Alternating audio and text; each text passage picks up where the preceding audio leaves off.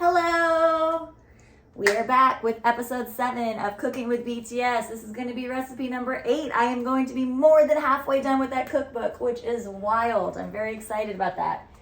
Today I am going to go ahead and cook something from chapter 2. I'm going to make sujebi. So it's going to be like a pasta shrimp sort of stew kind of thing. They made it, they've made it on their shows and stuff like that, both like in Run and on, I think, In the Soup too, I want to say.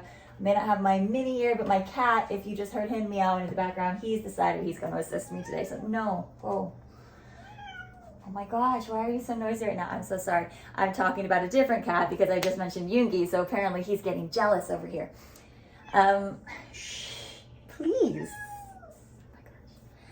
Anyways, I'm going to go ahead and start cooking that so that way we can go ahead and have some soup because I don't know about you guys all, but I have been feeling feverish with everything that BTS has been dropping for us lately. Between Face and a new episode of Suchwita and Tay and the Elle magazine, and don't even get me started on Jungkook with Calvin Klein. I just cannot deal with that yet.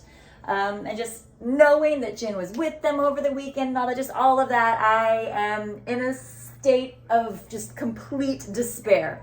So I decided some good old comfort food would be the best choice for me to go for today. I am going to go ahead and pretty much double the recipe on everything. I will be honest, I'm doing a shortcut, not really a shortcut, but a video shortcut because the book does have you go ahead and make the dough, but you have to let it rest and stuff like that. So I already had made the dough and that way it got to rise for the half hour. You just take the ball of dough after you peel it and you break the little dough into little tiny like triangles, essentially, little small triangles and circles. So I already, because of the fact that the dough had to rise for half an hour after I made it, I did already go ahead and pull apart all of my dough because I did that this morning instead. So that is not being shown in the video because I thought that would be like a really boring time lapse for it to have. So sorry about that, but I am doubling everything else. The one substitution I am definitely making is I'm using vegetable broth instead of, they suggest you make like a clam broth. I live in a coastal town, but we have no clams. I went to several different stores and there was like no one who had clams. And so I was like, okay, vegetable broth is fine. Like at that point, yesterday was getting to be too much just running around looking for clams. And I was like, just give up, just give up. So that is going to be a definite substitution I have today instead. So let's get going.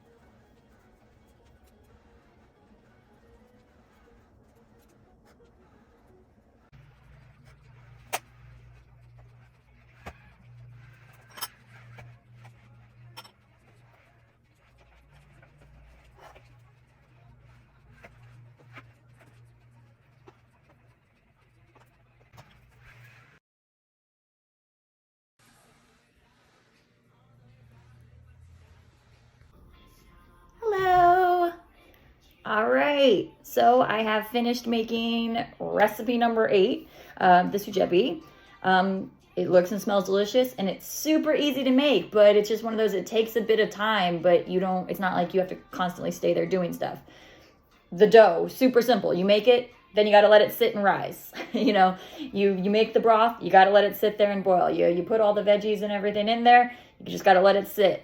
So super low maintenance, which is great. I appreciate that. It looks very yummy. There is the sauce for it too. They say that in the book, they suggest to just kind of have it with it. So I'm guessing they mean not to like mix it in, but just to add a little bit now that I'm going to have some. So I'm going to go ahead and add it into mine directly for there. So there's that. One thing I will say, it talks about in there making sure to wait to the end to add salt, because of the fact that if you made the broth the book has, the clams have a lot of salt in them. So you don't want to like over salt it. Obviously I use vegetable broth instead of making the clam based broth, but I did use a lot of shrimp since I doubled everything in it. So I did try my broth and I was like, I don't need to add any extra salt in mine anyways. Something I do kind of wish that I had changed just looking at it, not having eaten it yet. The onions, for the most part, still don't look quite as much like onions in soups that I normally want them to. They look like they're going to still have a pretty crunchy texture to it, where most of the time in soups, I like mine to have really gotten softened down. So they tell you in the book to add all the vegetables and the shrimp and the noodles all at the same time. And then they say once the sujebi noodles float up to the top, it's done.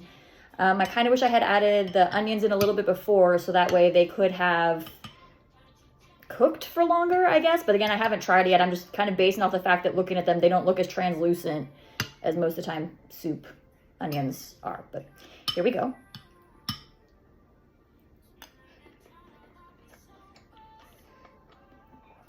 I like the noodles a lot. I really do. They're thick and chewy, so if you're expecting it to be like super like pasta, and you want it to be kind of like al dente, you might have to pull them out a little bit earlier. The thickness is probably because when I pulled them, they're not all quite as uniform as they should be, so I'm betting some of them will not be quite as thick. Let's see what happened with the onions, am I right?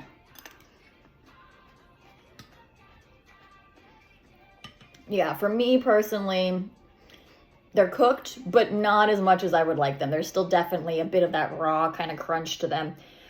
So in the future, if I make this again, I will toss the onions into the broth before I toss in everything else, like the zucchini, the noodles, the shrimp, the leeks, all that. They all taste the right amount of softness and everything. I just wish the onions had been cooked down a little bit more, and that's my own personal taste, so other people might not have that issue. But I definitely think it's good.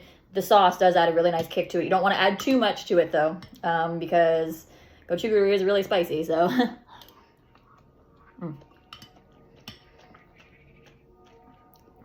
This is very good. Yeah, it's really good.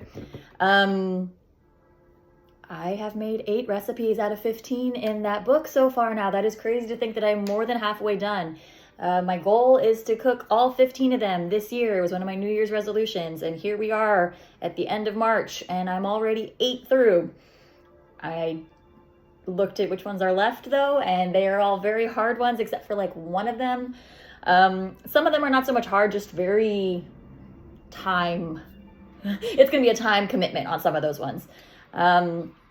So far cooking with BTS is going well. Now that I'm in EatJen and enjoying my sujebi instead, this is going well as well. It's very yummy. I'm trying to figure out which ones I will have to do next, because I'm going to have to start diving into some of the harder ones.